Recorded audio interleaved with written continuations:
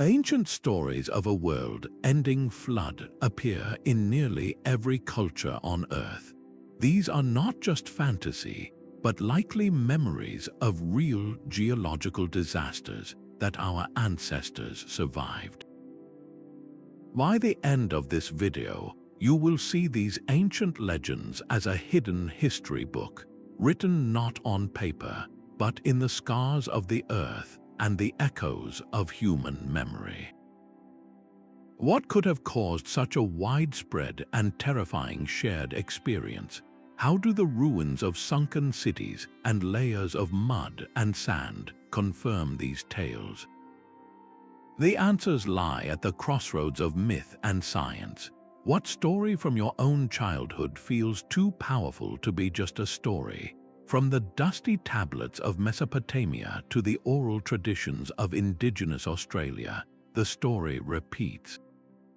A great flood rises, wiping the world clean, with only a handful of souls surviving to start anew.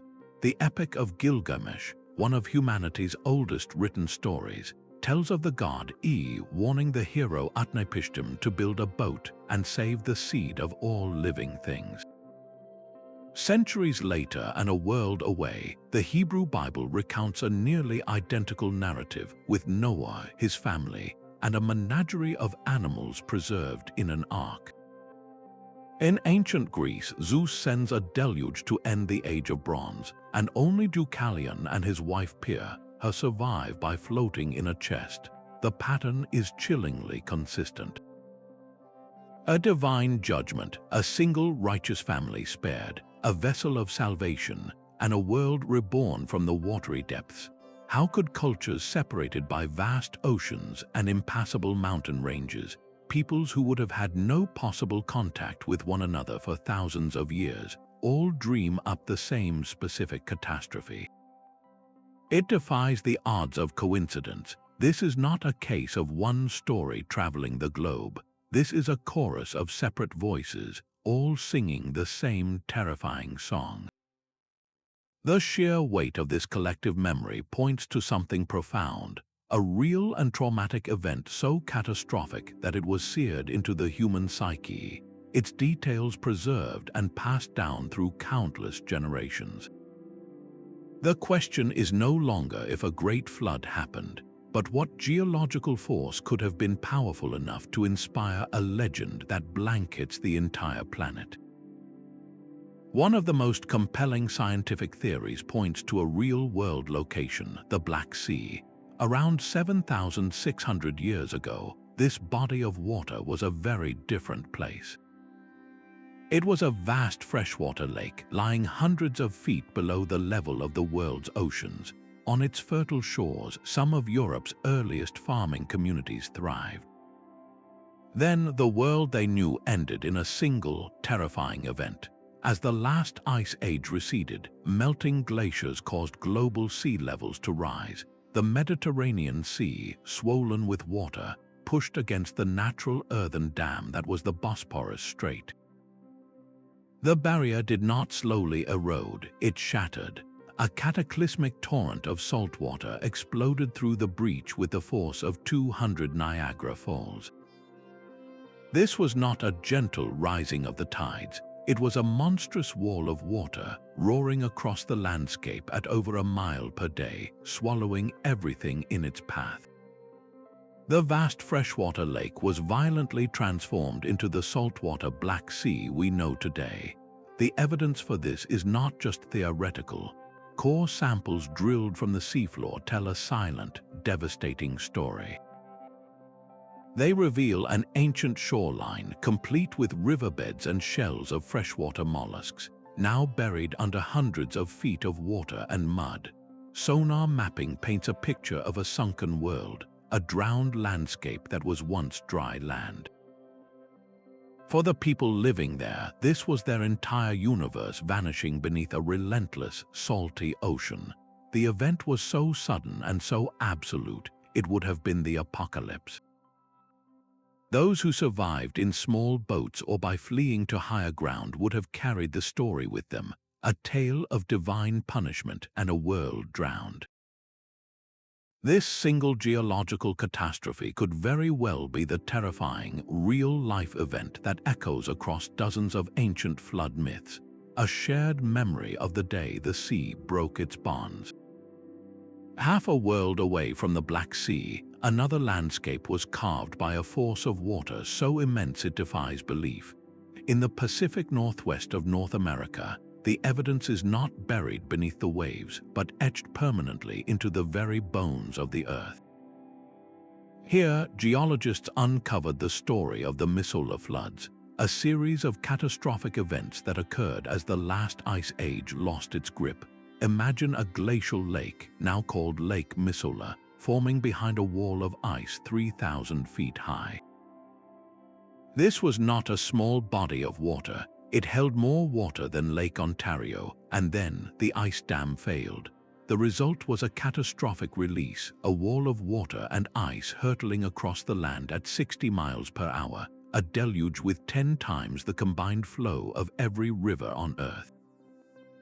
This was not a single event, but a cycle of terror that repeated dozens of times over 2,000 years. Each time the ice dam reformed, the lake would fill, only to break free once more and unleash its fury.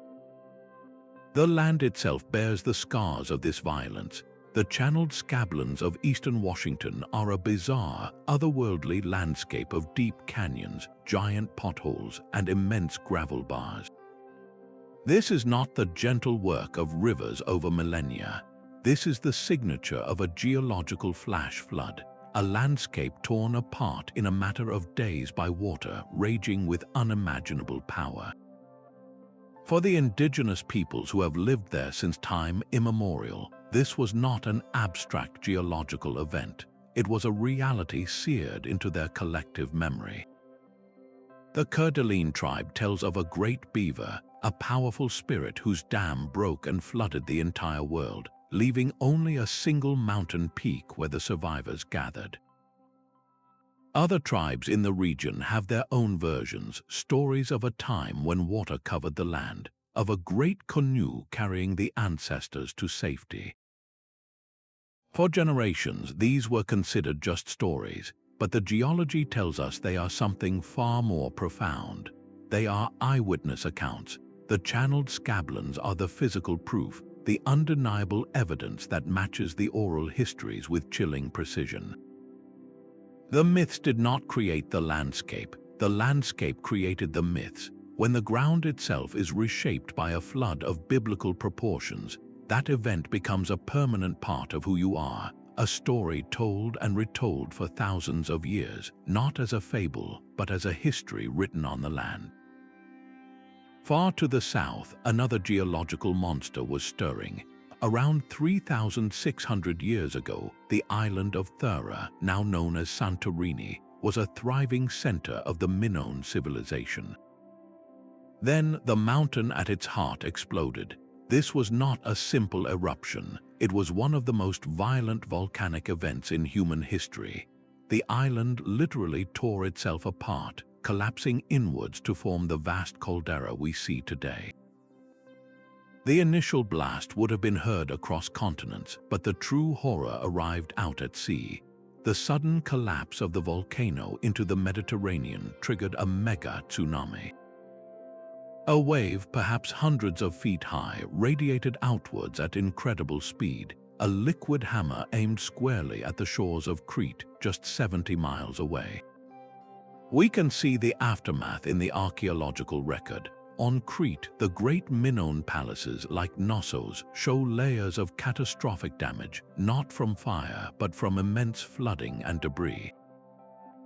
Their powerful navy, the source of their wealth, was likely smashed to splinters in an instant, leaving their coastal cities utterly defenseless. This single event did not just damage a civilization, it crippled it, creating a power vacuum that others would soon fill. The volcano's fury even froze a city in time. On Thera itself, the town of Akrotiri was buried under countless tons of volcanic ash, a Mediterranean Pompeii preserved in stunning detail. Excavations reveal multi-story buildings with beautiful frescoes still on the walls, stores filled with giant pottery jars, and a society captured in a single, terrifying moment. The ash itself acts as a global clock, a distinct layer of this same ash, a chemical fingerprint from the thorough eruption, has been found in deep ice cores from Greenland and in sediment layers across the eastern Mediterranean. This gives scientists an exact timeline, proving this cataclysm was not a myth, but a historical fact of immense proportions. It is no wonder that this event resonates through so many regional legends. The Egyptian story of the Tempest Stele describes a time of unprecedented darkness and chaos, a world turned upside down by a storm so fierce the gods themselves were disturbed. Some scholars see the rapid decline of the Minoans, a sophisticated island culture that seemingly vanished beneath the waves, as the very seed of the Atlantis legend recounted by Plato. A powerful, advanced civilization lost in a single day and night of fire and water. Here, the connection is undeniable. A real geological event with a known date and location, directly inspired not one, but several cultural memories of a world-ending disaster. Power of a volcano can indeed reshape both land and legend, proving that sometimes the most fantastic stories are simply history remembered. How does a memory outlive paper, ink, or even stone? The survival of these flood stories for millennia hinges on one of humanity's oldest and most resilient technologies, the spoken word. Before libraries and hard drives, our ancestors relied on oral tradition, a sophisticated system for preserving the most vital information a culture possesses. This was not a game of telephone where details get lost and distorted with each telling. It was a disciplined, structured process, an art form dedicated to perfect recall. Storytellers, the living libraries of their people, used powerful tools to lock a narrative in place. Rhythmic language, like the beat of a drum or the cadence of a chant, made the words easier to memorize. Repetitive structures where key phrases or events are echoed throughout the tale acted as anchors. Specific mnemonic devices, like the number of animals entering the ark or the number of days the rain fell, provided a numerical skeleton for the story to hang on. This rigorous method ensured that the core of the story, its essential truth, remained intact through countless generations. In this light, the global flood myth transforms. It is no longer just a tale of gods and heroes. It becomes a critical survival guide, a stark historical record of a real and recurring danger. Do not build your home on this low ground, the story whispers. The sea can rise without warning. Remember the boat, remember the high place, remember how our ancestors survived. This story is a piece of cultural DNA, encoding not just an event but the proper response to it.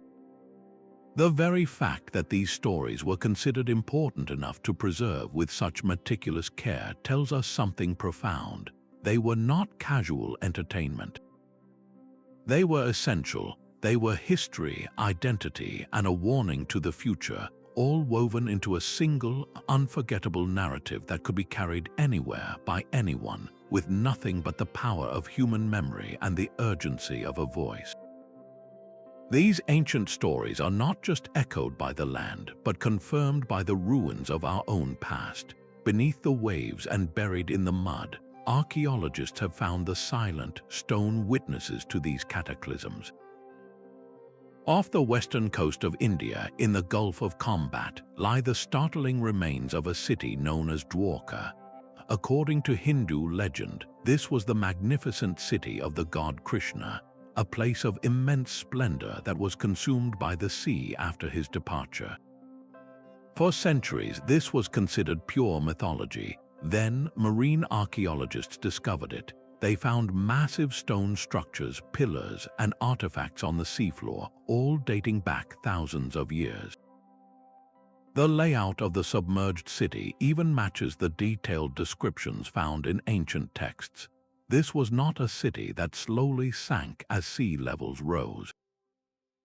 Evidence suggests it was struck by a sudden, massive flood, a disaster so profound it cemented itself in legend as the day the gods reclaimed their city. A similar story unfolded in Greece. The ancient city of Helike was a powerful member of the Achaean League, famous for its worship of Poseidon, the god of the sea. Then, in one winter night in 373 BC, it vanished. The Greek historian Strabo recorded that a massive earthquake struck, followed by a gigantic wave from the sea that inundated the city. Helike was wiped from the map, its exact location a mystery for centuries. Modern archaeologists finally found it, not under the sea, but buried deep beneath the silt and clay of a coastal plain. The city had been drowned by a tsunami and then sealed by river sediments, lost until its story was considered little more than a cautionary tale. These sunken cities are not isolated mysteries. In excavation sites around the world, from Mesopotamia to China, archaeologists uncover a distinct, telling signature in the soil, known as a flood layer. Imagine digging into an ancient city mound, a tell, and seeing a clear band of clean silt or sand cutting through the layers of everyday life, pottery, and building foundations. This is not the slow accumulation of dirt. This is a sudden, violent deposit left by a massive body of water. At the ancient city of in Mesopotamia, a flood layer over 8 feet thick was found, a clear geological marker of a deluge so immense it would have buried the entire world known to its inhabitants. That specific layer was linked by some to the very flood that inspired the Epic of Gilgamesh. These silt layers are the quiet, unarguable testimony of the earth. They are the physical evidence of the day the river broke its banks, the sea rushed inland, and a community's world was literally buried under a new one. The stories told for generations always pointed to these places, these events. Now the trowels and brushes of science are proving them true. The ruins beneath the waves are not lost. They are simply waiting, holding the proof that our oldest stories were never just fantasies. They were reports. The relentless rise of the oceans after the Ice Age was not a gentle, steady process. It came in terrifying, rapid bursts known as meltwater pulses. These were not simple spring thaws.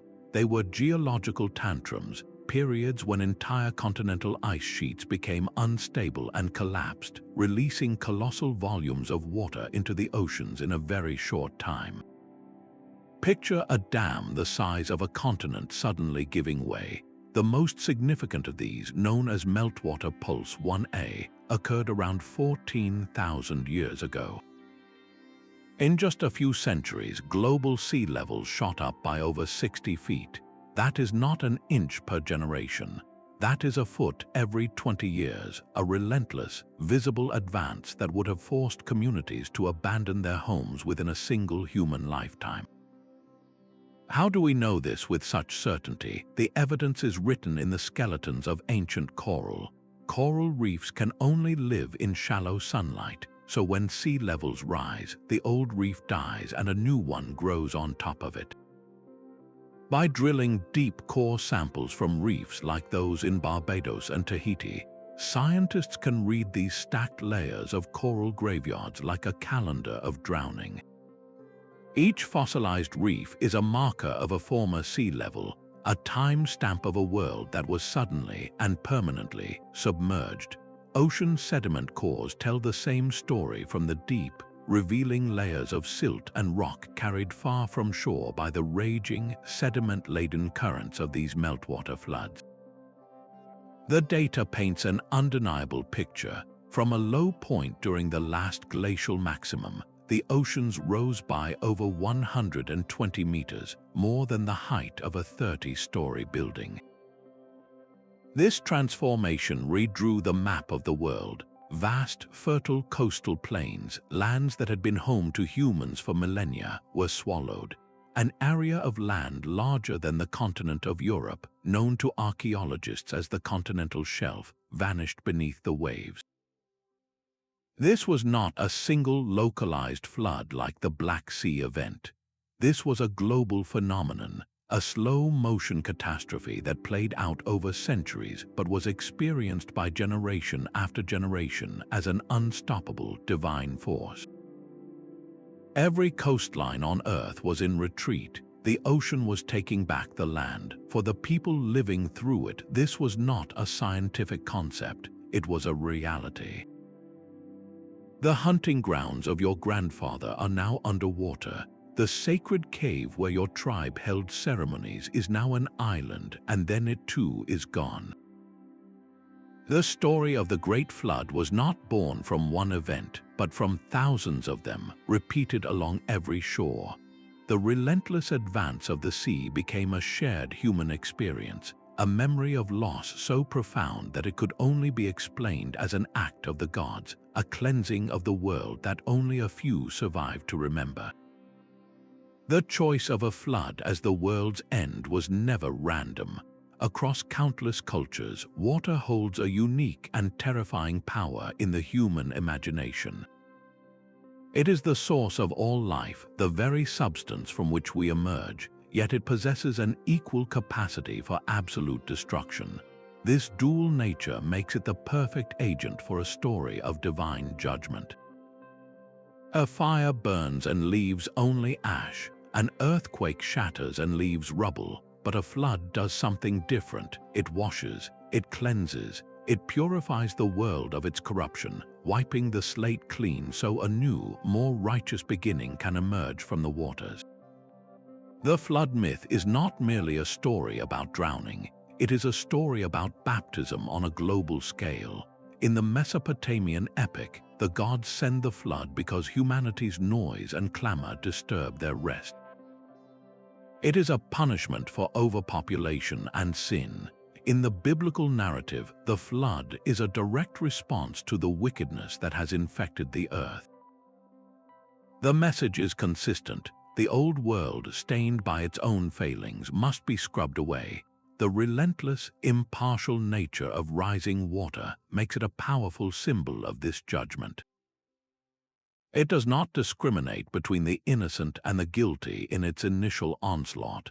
Salvation comes only through specific, divine instruction, a test of faith and obedience for the chosen few.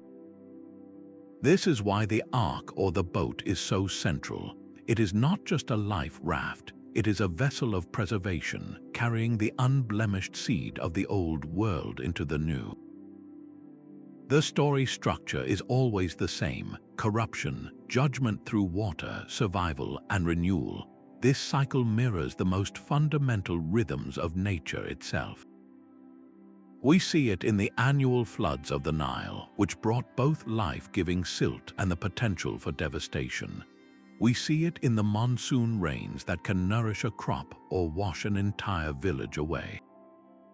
Our ancestors lived at the mercy of these cycles, and they understood water's paradoxical soul. It gives and it takes. So when they sought to explain a cataclysm that reshaped their world, they reached for the element that embodied both creation and destruction. The flood was not just a physical event they remembered. It was a moral and spiritual lesson they needed to tell. It was a warning about the fragile balance between humanity and the natural world, and a reminder that the same force that gives us life can also, with terrifying impartiality, take it all away. The same story is told across the globe, following a script so precise it feels preordained. A warning is whispered from the divine. A single righteous family is chosen to survive. A vessel is built against all reason. The waters rise, wiping the world clean. The ark comes to rest on a mountain peak, and birds are sent forth as scouts for a new beginning. This is not just the story of Noah. It is the skeleton of nearly every great flood myth, a narrative blueprint found in cultures separated by oceans and millennia. In the Mesopotamian Epic of Gilgamesh, the god secretly warns the hero Utnapishtim of the coming deluge, instructing him to build a great boat and abandon his wealth. He tells him to bring the seed of all living creatures aboard. After 7 days of a storm so fierce even the gods cower in fear, the boat grounds on Mount Nimish. Utnapishtim releases a dove, then a swallow, and finally a raven which does not return, signaling the waters have receded. Centuries later, the Hebrew Bible recounts a nearly identical sequence. God warns Noah of the corruption on earth and gives him precise instructions for the ark. The floodgates of heaven open, the boat rests on the mountains of Ararat, and Noah sends a raven and then doves to find dry land. The parallels are staggering, but the pattern does not stop in the ancient Near East. On the other side of the world, the indigenous peoples of North America tell stories that follow this same sacred script. The Choctaw tradition speaks of a prophet who warned of a coming flood. He was ridiculed but built a great raft on which he saved his family and pairs of animals. When the waters subsided, the raft settled on a mountain, and he released birds to find land. The specifics vary, yet the core sequence of events is unshakable. Warning, vessel, destruction, mountain, birds. How can this be? This recurring structure is far more than a curious coincidence. It points directly to a shared human experience, a psychological and cultural template for processing a trauma of unimaginable scale. The warning represents the terrifying premonition or the sudden recognition of an imminent, unstoppable threat. The chosen survivor is not just about favoritism, but about the preservation of knowledge and life itself against overwhelming odds. The vessel is the desperate human ingenuity in the face of nature's raw power. The mountain represents the first fragile hope, the emergence of a new world from the abyss. And the birds are the ultimate symbol of a search for life, for a future beyond the waters. This common narrative structure does not demand that every culture remembered the exact same flood. Instead, it suggests that different peoples in different times and places experienced catastrophic flooding that was so devastating, their minds reached for the same archetypes to make sense of it. The story became a framework for survival, a way to codify the essential steps for enduring an apocalypse. When you place these myths side by side, you are not just comparing stories. You are reading the collective memory of our species, a memory written in water, fear, and the unyielding hope for a second chance. Across the world in ancient China, a different kind of flood story unfolds, one not of a single storm but of a relentless, generation-long struggle against the waters. The legend of Gun Yu tells of a great inundation that lasted for decades, a chaos of overflowing rivers that submerged the lowlands and threatened to tear civilization apart. The first hero, Gun, attempted to control the flood by building dikes and walls, trying to contain the water by force. He failed and was executed for his efforts. But his son, Yu, learned from this failure. He chose a different path, a monumental undertaking of dredging channels and redirecting the floodwaters to the sea. For 13 years, Yu labored without rest, so dedicated to his task that he passed the door of his own home 3 times without ever stepping inside. His success in taming the waters did not just save his people, it earned him the mantle of emperor and founded the legendary Xia dynasty. This is not a story of a single family saved on a boat. It is a story of a civilization saved through engineering, perseverance, and a deep understanding of the land itself. For centuries, this epic was considered a foundational myth, a tale of virtue and leadership. Then geologists began to look at the Yellow River. The Yellow River, known as China's sorrow for its history of catastrophic floods, flows through a landscape built of fine, wind-blown soil called loess. This soil is fertile but incredibly fragile, and when the river breaches its banks, it can carve new channels with terrifying speed. In the late 1990s, a team of researchers discovered startling evidence in the Kishan County of the Yellow River Basin.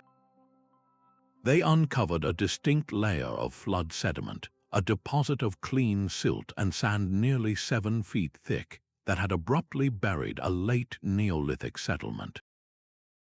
This was not a normal seasonal flood layer. This was the signature of a cataclysm. By analyzing the sediment and dating the archaeological remains buried beneath it, they were able to pinpoint this colossal flood event to around 1900 BC. The scale was staggering. The researchers estimated that the flood discharge would have been about 500 times greater than the river's average annual flow, a wall of muddy water that would have reshaped the entire river valley and inundated the plains where early agricultural societies were thriving. This geological evidence aligns with a profound disruption seen in the archaeological record. Right around this time, the sophisticated Urartu culture, widely associated with the legendary Xia dynasty, emerges in the region. The timeline is compelling. A civilization-shattering flood occurs, and in its aftermath, a new, highly organized Bronze Age culture rises to prominence. The legend of Yu the Great conquering the flood and founding a new dynasty is no longer just a moral fable. It reads like a cultural memory of a real historical pivot point when a society was nearly wiped out by water and then reborn through a heroic, collective effort to control the very force that had almost destroyed them. Here, the connection is not just a vague echo. It is a direct link where the myth provides the narrative and the geology provides the proof. A single story of disaster and triumph written both in ancient texts and in the very soil of the Yellow River. These local details are the key to understanding how a global memory becomes a local legend. While cultures everywhere told of a great flood, they each described the water itself in terms they knew intimately. For a civilization like the Mesopotamians living between the Tigris and Euphrates rivers, their world was defined by river floods. Their epic describes the deluge as the result of a violent storm, with the god Adad thundering and the dikes being overwhelmed. The water came from the sky and the bursting riverbanks, a direct reflection of their most recurring natural threat. Now shift your perspective to the coast of the Americas. The Maya, whose world was bounded by the Caribbean Sea and the Gulf of Mexico, told of a flood brought on by a great wave. Their sacred text, the Popol Vuh, speaks of a resinous Black Sea that rose and fell, a description that sounds far less like a river flood and far more like a tsunami or a hurricane surge. The water that terrified them was the ocean itself, rising up to consume the land. This pattern repeats everywhere. The type of survival vessel is another powerful clue, a direct window into a culture's material world. In Mesopotamia, a land of mighty rivers, Utnapishtim builds his salvation from a material they used every day, reeds coated with bitumen. This was a giant, seaworthy version of the reed boats that plied the Euphrates. In the forested lands of Mesoamerica, the survival craft was not a boat at all, but a giant, hollowed-out gourd, a natural object of immense utility in their daily life.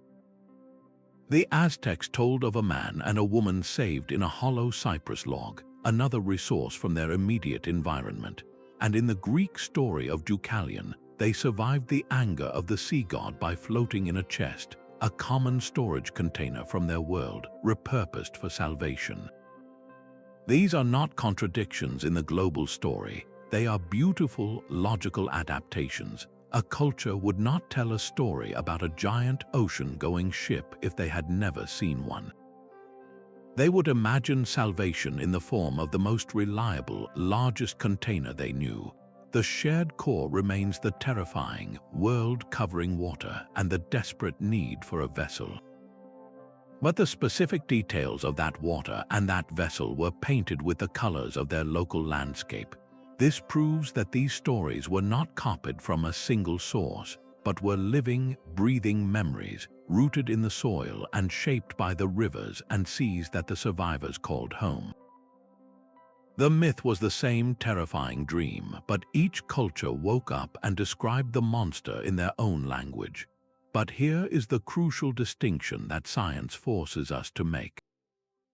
While the collective memory is real, the idea of a single, worldwide flood covering every mountain peak from the Andes to the Alps is a geological impossibility. There simply is not enough water in the planet's ice caps to accomplish that, even if they all melted at once. The true story is far more complex and in many ways more terrifying. Our ancestors were not all remembering the same exact day of judgment. They were remembering their own day of judgment. The human experience of a cataclysm is intensely local. When the waters of the Mediterranean burst into the Black Sea, it was the end of the world for the people living on its shores. When the ice dam holding back Lake Missoula shattered, it was an apocalypse for the tribes in the Pacific Northwest. When the Yellow River broke its banks with 500 times its normal force, it was a civilization-ending event for the communities in its path. These were separate, independent disasters, each one so devastating that for the people who lived through it, it genuinely felt like the entire world was drowning. Their world, the only world they knew, was indeed being washed away. This is why the stories share a common emotional core but differ in their specific details. They are unique reports from the front lines of separate catastrophes. On a broader scale, the slow, relentless rise of the oceans after the Ice Age provided a constant, creeping backdrop of loss for nearly every coastal culture on Earth. Generation after generation watched the sea claim their ancestral lands, a slow-motion flood that reinforced the idea of a world perpetually being remade by water. So the next time you hear a flood myth, do not picture a single global event. Instead, see it for what it is, a local headline from an ancient disaster. It is the story of a specific people in a specific place, facing down a wall of water and living to tell the tale. This understanding does not diminish the power of these stories. It grounds them in a reality more profound than any single fantasy. It reveals a planet that is dynamic and sometimes violent, and a species united not by a shared memory of one flood, but by a shared vulnerability to the raw power of nature. This deep psychological wound needed a story to help it heal. When a disaster erases your entire world, the human mind struggles to find a reason, a pattern in the chaos. The sheer, random violence of a flood offers no explanation on its own, so our ancestors provided one, transforming a geological event into a theological lesson. The flood myth became a powerful coping mechanism, a way to impose order on the unimaginable. Why did this happen to us? It must have been a punishment. The world had become corrupt, noisy, or wicked. This narrative, while frightening, is ultimately more comforting than the alternative, that nature is simply indifferent. It restores a sense of justice to a universe that seems to have gone mad. By framing the catastrophe as a divine reset, the story gives the tragedy a purpose. It was not a meaningless accident. It was a cleansing, a necessary pain that allowed for a new, more righteous beginning. The survival of a chosen few is the crucial element of hope woven into this trauma. It tells the next generation we are here because our ancestors were worthy. We are the children of survivors. This transforms a story of absolute loss into a testament of resilience. The myth becomes the scar tissue over a deep cultural wound. It is a reminder of the pain, but also a symbol of healing and the enduring will to live. We see this same psychological process in more recent history. The stories told by survivors of great wars or plagues often follow a similar arc of immense suffering, a test of spirit, and a hard-won renewal. The flood myths are perhaps the oldest examples of this human need to find a redemptive arc in our darkest hours. They are not just records of water levels, but records of the human spirit struggling to make sense of its own fragility in a vast and powerful world. Deep within the Amazon, where the rainforest feels like an eternal, unchanging world, the memory of water still lingers. The stories told by the tribes who have lived there for millennia speak of a time when the entire world was flooded.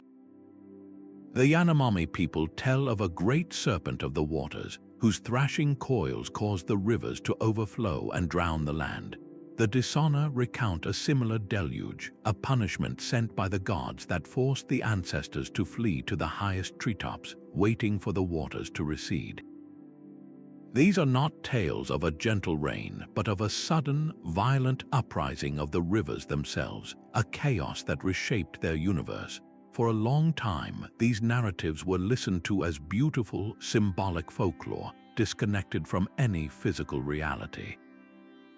But the land itself has begun to speak, and its testimony is startling. Recent geological surveys of the Amazon basin have uncovered a hidden history of dramatic instability. By studying sediment cores from the river floodplains, scientists have identified layers that point to periods of immense, rapid flooding. They have found evidence of ancient river channels, long since abandoned, that were once the main arteries of the continent, suggesting the entire network of waterways has dramatically shifted course not once, but many times over the past few thousand years. These were not slow, evolutionary changes. They were sudden, catastrophic reorganizations of the landscape, events that would have forced entire societies to abandon their homes and flee. One of the most tantalizing pieces of this puzzle is the existence of terra preta, the famously fertile black earth found in patches throughout the basin. This is not natural soil. It is a human-made substance, a rich, dark compost created by centuries of human habitation, filled with charcoal, pottery shards, and organic waste. The presence of terra preta indicates that large, settled communities once thrived in areas that are now deep, seemingly pristine rainforest. What happened to these communities? The flood myths offer a compelling explanation. A sudden, colossal shift in the river's course could have drowned their farms, buried their villages under silt, and made their home uninhabitable. The story of the great serpent causing the flood could be a powerful metaphor for the river itself, the lifeblood of the region, suddenly turning into a monstrous, destructive force. The myths, then, are not just stories. They are the oral maps of a lost geography, the memories of a time when the world they knew was literally washed away and reborn.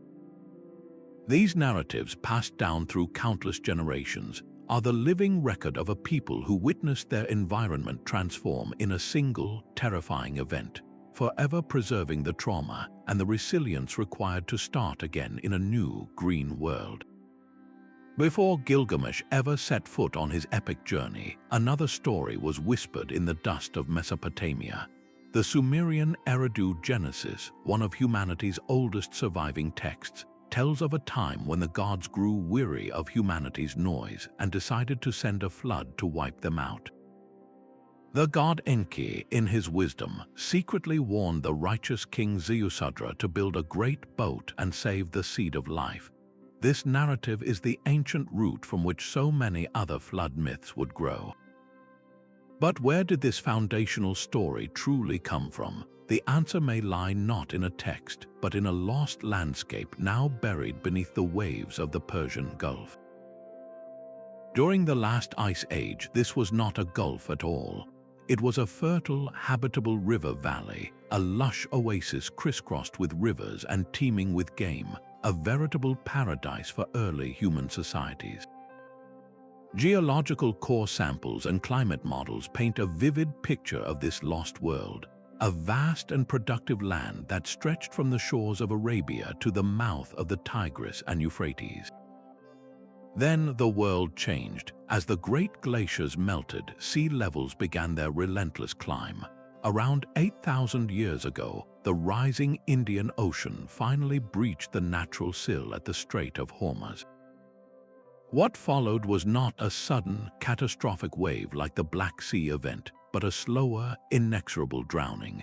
over centuries the sea advanced, swallowing the entire valley, transforming a verdant paradise into a salty sea. For the people living there, this was the end of their world. They were forced to abandon their ancestral home, retreating step by step as the waters advanced, generation after generation, watching their hunting grounds and sacred sites vanish forever. This great migration inland, a forced exodus from a drowning Eden, created a population pressure that historians and archaeologists believe directly fueled the rise of the first complex societies. The refugees from the Gulf settled in the marshy lands of southern Mesopotamia, bringing with them their knowledge, their social structures, and their profound, unifying trauma. They began to build the world's first cities, like Eridu itself, whose very name means the mighty place. Is it any wonder, then, that their oldest story tells of a golden age, a direct instruction from a god to build a vessel, and a great flood sent by the divine council? The Eridu Genesis is not a work of pure fiction. It reads like a haunting cultural memory of a real homeland lost to the sea, a paradise swallowed by the gods. The Persian Gulf Oasis is that lost homeland, its story preserved not in stone but in myth. The first cities of Sumer were not just a beginning. They were a new beginning, founded by survivors who carried with them the memory of a world that lay beneath the waves. The world our ancestors described was not just shaped by isolated cataclysms, but by a fundamental and unstoppable transformation of the entire planet. These great floods were not random acts of nature. They were symptoms of a much larger illness, the global fever that marked the end of the last ice age. For thousands of years, massive ice sheets had locked away a significant portion of the world's water. Then the climate began to warm. This was not a gentle shift. It was a planetary-scale upheaval that destabilized the very foundations of their world. The melting of these colossal ice sheets was the engine driving the disasters we have traced across the globe. It was the source of the meltwater pulses that forced the seas to rise hundreds of feet, drowning entire continents worth of coastal plains. It was the pressure that burst the ice dam holding back Lake Missoula, carving the scablands again and again. It was the rising Mediterranean that finally broke through the Bosporus to drown the Black Sea Lake. Our ancestors were living through a period of climate change so profound it redrew the map of their entire existence. This perspective transforms their stories from simple tales of survival into something far more profound. They were witnesses to a global transition, a hinge point in Earth's history. The increased volatility in the weather patterns would have been felt everywhere. Generations would have spoken of winters that were no longer as harsh, of unfamiliar storms, and of rivers that behaved in terrifying new ways. The ground beneath their feet was quite literally changing. The flood myths, then, are more than just memories of water. They are the deep-seated human record of adapting to a world in flux. They represent the moment humanity was forced to understand that the environment was not a permanent, stable backdrop, but a powerful and unpredictable force. These stories are the legacy of people who navigated a planet emerging from an ice age, a time of both great loss and incredible resilience. They carried the memory not of a single bad storm, but of an entire age of climate chaos, a warning etched into the very soul of our species about the fragile balance between a stable world and one remade by water. The story of a great flood reaches its most philosophical form in the ancient Hindu tradition. In the Satapatha Brahmana, a sacred text, we meet the sage Manu, a man of immense virtue going about his daily rituals. One day, as he washes his hands in a river, a small fish swims into his cupped palms. It speaks to him, begging for protection from the larger creatures of the water. Moved by compassion, Manu places the fish in a jar, but the fish grows and keeps growing. outgrowing every vessel until it must be released into the ocean itself. This was no ordinary fish. It was the Matsya avatar, the first earthly incarnation of the great god Vishnu, the preserver of the universe. The giant fish then reveals its true purpose, warning Manu of a coming cataclysm, a deluge that will wash away all of creation. It instructs him to build a massive ship and to bring aboard the seeds of every plant and a pair of every animal. When the flood rises, the fish appears, and Manu ties his ship to its great horn, allowing Vishnu to tow them safely through the raging waters until the world is reborn. This is more than a simple survival story. It is a profound allegory for the cycle of cosmic destruction and renewal, where divine compassion actively intervenes to preserve life itself, using the humblest of creatures as its vessel. This narrative feels timeless, a spiritual truth, yet it too is grounded in the very real geology of the Indian subcontinent. The same region that gave us this story of a world drowned also holds evidence of a world that died of thirst. The Vedas, Hinduism's oldest texts, sing praises of the Sarasvati River, a mighty Himalayan-fed stream that flowed with the volume of 1,000 torrents between the Indus and the Ganges. It was the lifeblood of an early civilization, a glorious river that later mysteriously vanished, leaving only a ghost of its path in the dry sands of the Thar Desert. Geological surveys and satellite imagery have since mapped its ancient course, confirming the existence of a once powerful river system that dried up around 4,000 years ago due to tectonic shifts that stole its tributaries and a weakening monsoon. But a dying river is only one part of the story. The monsoon itself is a force of immense power, and studies of ancient climate proxies, like stalagmites in caves and sediment cores from the ocean floor, reveal that this system has never been stable. There were periods known as mega-monsoon periods, when the rains were exponentially stronger and more persistent than they are today. Imagine the life-giving monsoon turning into a relentless, world-ending downpour. A sudden, massive shift in these patterns could have easily triggered catastrophic flooding across the northern plains, submerging the very lands where early Vedic culture was taking root. A civilization would have witnessed both apocalyptic water and devastating drought within a handful of generations. The spiritual story of Manu and the fish, then, is not just a myth. It is a layered memory, a way to explain both the terrifying power of water that could erase the land and the hope for divine guidance through an unpredictable and changing world.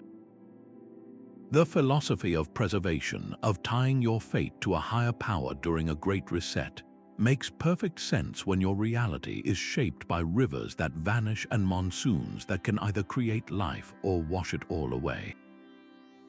The saltwater now covering the Great Barrier Reef holds a memory older than the pyramids of Egypt. For the Aboriginal peoples of Australia, the dream time is not a distant past but a continuing reality, a foundational era when ancestral beings shaped the world. And woven into these ancient stories are precise accounts of that world changing, of coastlines dissolving into the sea.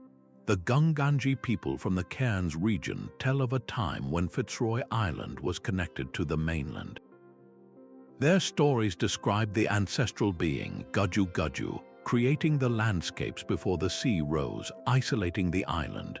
Further north, the Yolngu people of Arnhem Land sing of the sea rushing in to fill what is now the Gulf of Carpentaria, drowning the freshwater plains their ancestors once hunted. These are not vague legends of a great flood, but specific geographical records. They name places that are now underwater, describing river systems and hills that have been submerged for millennia. For generations, these narratives were listened to as sacred mythology. Then, geologists began to map the ancient coastline of Sahul, the vast continent that once connected Australia to New Guinea. As the last ice age ended and the ice sheets melted, the oceans rose. The sea did not just lap at the shores, it advanced inward, swallowing up a staggering 2 million square kilometers of land, an area larger than modern-day Mexico. This was not a rapid, violent flood, but a relentless, unstoppable creep that unfolded over centuries. The modern shoreline we see today is only a recent outline. The incredible convergence is in the timeline.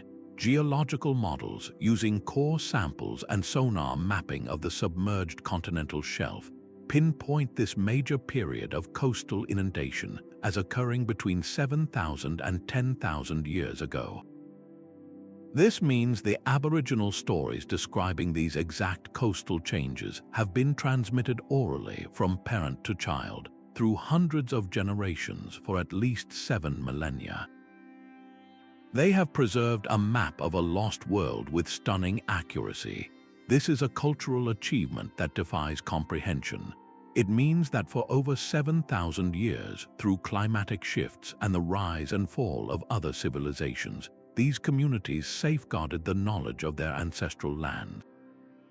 The stories were their title deeds, their historical archives, and their environmental guides, all held safely in the one repository that could never be washed away, the human mind. This is not just memory, it is a continuous conversation with a landscape that vanished beneath the waves long before the first stone was laid at Stonehenge. So how do we move from simply noticing these patterns to proving a connection? The journey from myth to geology is not a leap of faith, but a careful, scientific investigation that relies on multiple, independent lines of evidence. This is not about finding one piece of a puzzle and forcing it to fit. It is about building a case so strong that the conclusion becomes inescapable. The first and most crucial step is establishing a reliable timeline. When a myth describes a great flood, can we find physical evidence of a catastrophic flood in that same region? And can we date it to the same era the story is believed to have originated? This is where tools like radiocarbon dating become invaluable. By analyzing organic material, a piece of wood from a building buried under a 10-foot thick layer of flood silt, or a seashell from an ancient shoreline now deep underwater, scientists can pinpoint the exact moment that disaster struck. This provides a fixed point in time, a calendar date for the geological event, but one date is not enough. The true strength of the method comes from cross-referencing. A core sample from the Black Sea might give one date, while an ice core from Greenland, containing a layer of ash from a contemporary volcanic eruption, provides another. When these independent clocks all tick in unison, pointing to the same narrow window of time, the case grows exponentially stronger. The next step is to search for corroboration in the human record. Does the archaeological record from that region show a sudden and dramatic break? Do we find a city like Helike, completely abandoned and buried under marine sediment at the same time the geological evidence indicates a tsunami? Does the cultural record show a new people, perhaps refugees from a drowned coastline, appearing in the highlands with a story of a great flood? This triangulation of data is what separates rigorous science from speculation. It requires the collaboration of geologists, archaeologists, climatologists, and even scholars of comparative literature, each bringing their own piece of the puzzle.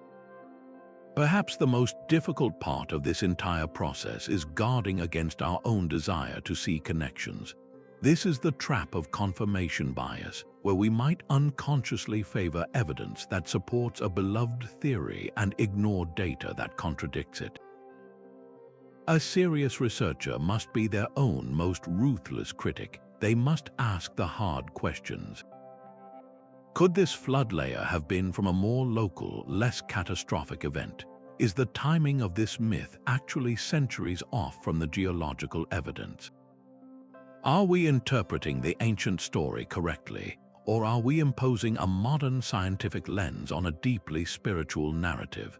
This disciplined, skeptical approach is what gives the final conclusions their power. When a link between a specific flood myth and a verifiable geological catastrophe survives this gauntlet of testing, it ceases to be a just-so story.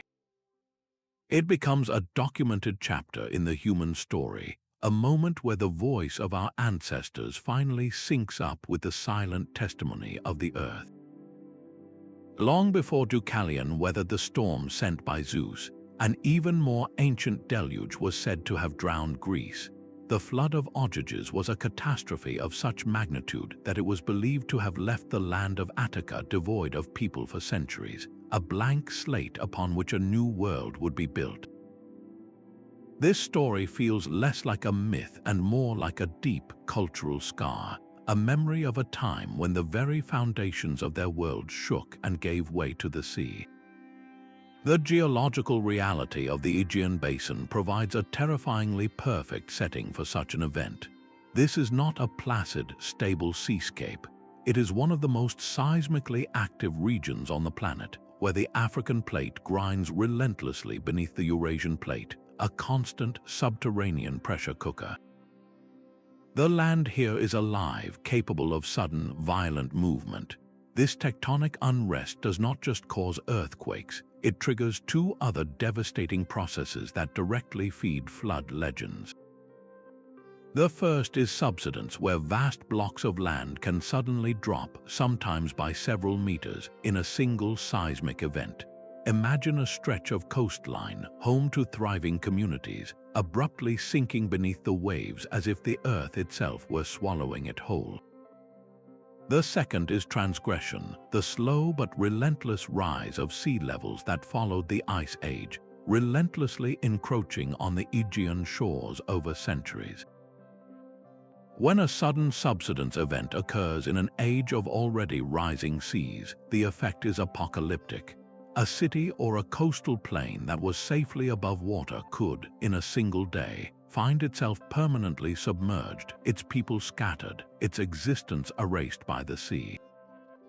But the most immediate and terrifying agent of destruction would have been the tsunami. A powerful earthquake on the seafloor can displace colossal volumes of water, sending a series of waves racing toward the coast with the speed of a jet plane. These are not normal waves, they are walls of water that can travel miles inland, scouring the landscape clean and dragging everything back into the deep. Sediment cores taken from coastal plains around Greece often reveal a telling signature, a layer of marine sand and shells deposited far inland, sandwiched between layers of normal soil. This is the ghost of a tsunami, a silent witness to a wave that swept across the land, leaving only mud and memory in its wake. The story of Oasis and his flood, then, is not a singular tale of a divine downpour. It is the collective, simmering memory of living in a beautiful but treacherous land, a region where the ground could betray you and the sea could answer in an instant. It is the story of a people who knew that their world could be reshaped quite literally in a day and a night. The Maya vision of the world's rebirth is carved not in stone, but in the very water that defines their land. Their great book, the Popol Vuh, recounts how the gods grew displeased with their first clumsy attempts at humanity, a race of beings carved from wood. These wooden people were hollow, without hearts or minds, and they failed to honor their creators. So the gods sent a great resinous flood to wash them away, a dark, churning sea that rose from the depths to scour the earth clean. This was more than a punishment, it was a reset, a necessary destruction that paved the way for the creation of true humans from sacred maize. The imagery is starkly different from a 40-day rain. This was a black, sticky deluge, a flood that feels less like a storm and more like the ocean itself vomiting onto the land. This specific description provides a vital clue, pointing to a disaster rooted not in river valleys, but in the coastal and jungle heart of the Maya world. The geological evidence from the Yucatan Peninsula reveals a landscape uniquely shaped by water, both above and below. Sediment cores drilled from the bottoms of lakes like Chichen Canab act as a climate diary, recording thousands of years of environmental history. These layered mud samples show distinct bands of coarse sand and gravel, deposits that could only have been laid down by catastrophic flooding, likely from a series of intense hurricanes. The timing of these events often coincides with periods of great upheaval in Maya society, suggesting that their myth of a divine reset may be a cultural memory of a very real climate-driven collapse. But the most profound evidence lies beneath their feet. The Yucatan is a vast, porous limestone shelf, a sponge-like terrain riddled with caverns and sinkholes known as cenotes. During the last ice age, when sea levels were hundreds of feet lower, these cenotes were dry caves, providing vital shelter and water sources for early inhabitants. Then, as the glaciers melted, the ocean returned. The rising seas pushed the groundwater table upward, silently and inexorably flooding this subterranean world. The caves that had been shelters became water-filled tombs, their entrances now shimmering blue pools. For the Maya, this would have been a slow-motion miracle and a terror, watching as the very earth drank the sea and gave it back through these new sacred wells. The story of the Ricinus flood, then, is not an abstract myth. It is a poetic and powerful explanation for the geological reality of their homeland, a world where the boundaries between land and water were always fluid, and where the gods could indeed make the deep places of the earth rise up to claim the unworthy. Science gives us powerful tools to decode the past, but it must be wielded with a deep sense of responsibility. When we approach these ancient flood stories with scanners and core samples, we are not merely studying geological events, we are handling the sacred history of living cultures. For centuries, Western scholarship often dismissed such narratives as primitive folklore, charming fables invented by early humans to explain a world they could not understand. This colonialist perspective framed science as the heroic validator of these crude tales, the superior knowledge that finally revealed their underlying truth. That mindset is not only arrogant, it is fundamentally flawed. It fails to recognize that these stories are not failed science. They are successful history, preserved in a different but equally sophisticated format. Indigenous knowledge systems are not a list of unproven hypotheses waiting for a laboratory stamp of approval. They are intricate, time-tested records, honed over thousands of years to encode the most critical information a culture needs to survive. The Aboriginal stories of Australia's coastline, passed down for over 7,000 years, are not lucky guesses. They are the result of a rigorous oral tradition designed for perfect recall, a system of knowledge preservation that has proven its resilience across millennia. The goal of modern research should never be to simply mine these stories for data and then discard the cultural context that gives them meaning.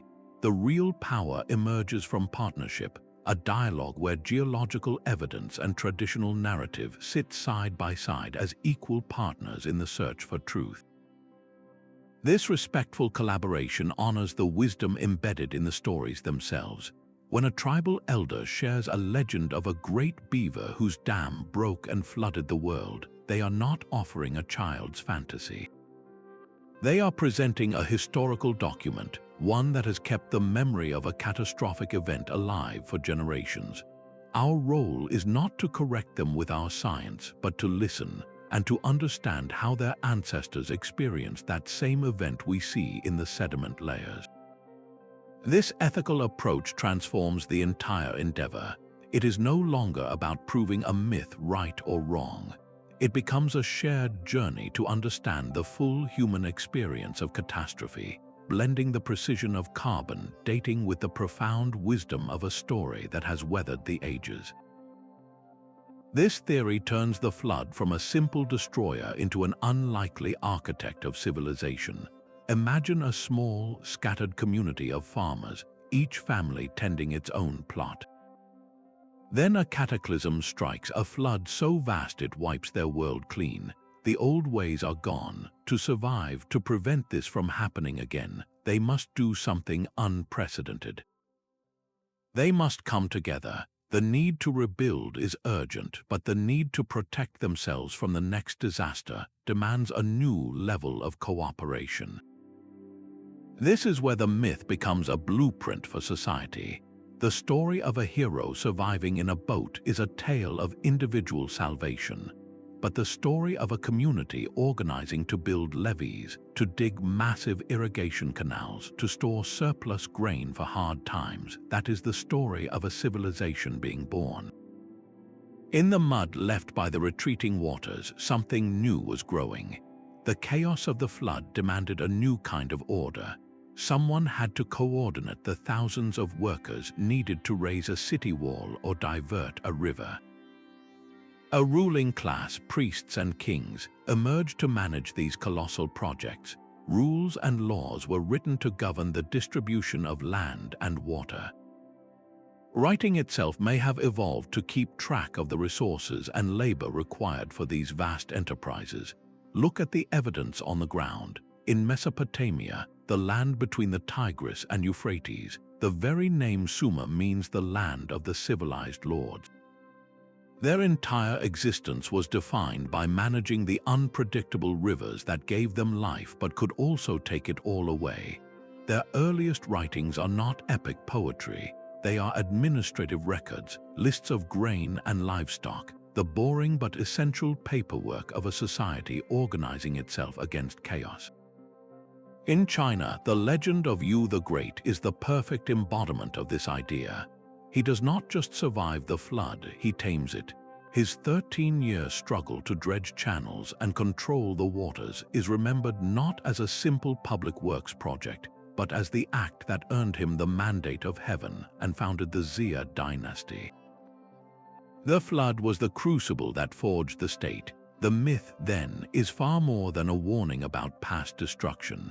It is a story about the social contract, a reminder that our greatest achievements, our cities and our laws, were born from a collective response to shared trauma.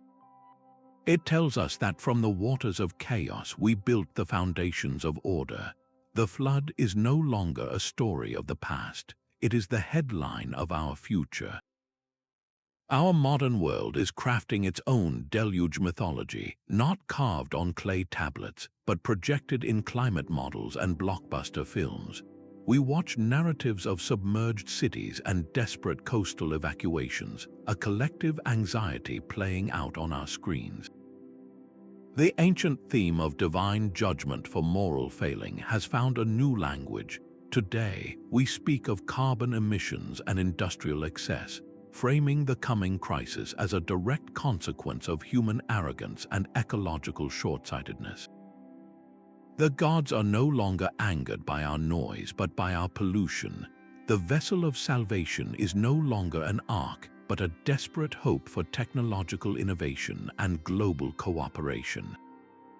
This is not a coincidence. It is the same human mind facing the same primal fear and reaching for the same narrative structure to make sense of a looming catastrophe. The ancient myths offer us a profound, long-term perspective. They remind us that the relationship between humanity and environmental disaster is a cycle, not a one-time event. For thousands of years, we told stories about surviving the flood. Now, the stories are about preventing it. This shift is everything.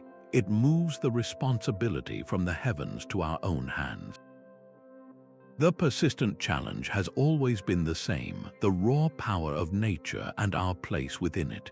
But the old stories were about resilience after the fact. Our new myth must be one of foresight. What will our legacy be? Will future generations unearth our data and our films, seeing them as the prophetic warnings of a people who finally heeded the age-old lesson? Or will they become the tragic prologue to another great flood story, told by survivors on a shrunken planet? The water is rising, and we are all writing this chapter together. We have journeyed through a world of stories and stones, from the shattered dam of the Black Sea to the drowned cities of the Indian coast, from the scoured canyons of the Pacific Northwest to the submerged plains of ancient Australia. The evidence is no longer a collection of isolated curiosities. It forms a coherent, powerful pattern. The universal flood myth is not a historical coincidence. It is a robust cultural response to the very real, widespread, and traumatic geological processes that reshaped our world. The myths are the human echo of the Earth's violent transformations. Our ancestors were not inventing fantasy. They were preserving a memory of survival against impossible odds. They looked out at a world remade by water and asked the most fundamental of questions. Why did this happen to us? How did we live? The answer was not found in a core sample, but in the human heart. They crafted stories of divine judgment and righteous survivors, not as literal science, but as a way to impose moral order on natural chaos. A random disaster is terrifying in its meaninglessness. A punishment from the gods, while severe, at least restores a sense of cosmic justice. It tells the survivors that their continued existence has a purpose, that they were chosen for a reason. This narrative framework provided the psychological scaffolding needed to rebuild a shattered world. The recurring symbols are not proof of a single global flood, but proof of a shared human experience. Every culture that faced a cataclysm reached for the same archetypes: the warning dream, the life-saving vessel, the mountain of hope, the searching bird. These are the universal ingredients for a story about enduring an apocalypse. They are the essential steps for navigating the end of one world and the beginning of another. The specific details, the reed boat versus the hollow log, the angry storm god versus the thrashing water serpent, these are the local color, the unique fingerprints of a culture painting the monster with the only colors it knew. The geology provides the hard data, the dates and the sediment layers. The myths provide the emotional truth, the fear and the hope. One cannot be fully understood without the other. They are two different languages telling the same story of a dynamic and sometimes violent planet, and the resilient, storytelling species that learned to live upon it. Our ancient memories are not a record of 1 week of rain 4,000 years ago.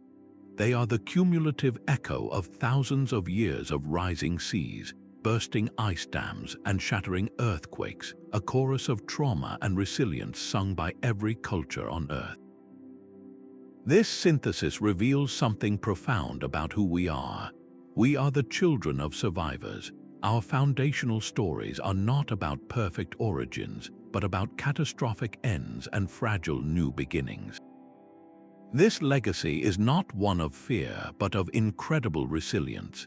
It is a reminder that our civilization was forged in the waters of chaos, and that our oldest stories are not just tales of the past, but a deep, ancestral wisdom about how to face an uncertain future. From the submerged cities of the Mediterranean to the scoured landscapes of North America, the evidence is clear. These ancient flood myths are not flights of fancy, but deeply rooted memories of real geological catastrophes. They are a powerful blend of historical fact, collective trauma, and profound cultural symbolism. These stories remind us of our enduring vulnerability to the raw forces of nature, and they celebrate our species' incredible capacity for survival, resilience, and storytelling. The next time you hear an old tale of a world drowned by water, remember that you are not just listening to a myth. You are hearing an encoded history lesson, a report from the front lines of a forgotten disaster, passed down through hundreds of generations as a warning, a comfort, and a testament to the human spirit. If you found this journey into the deep past fascinating, Please subscribe for more explorations into the world's greatest historical mysteries. We would love to hear your thoughts as well. Which of these ancient echoes resonates most with you? Share your reflections in the comments.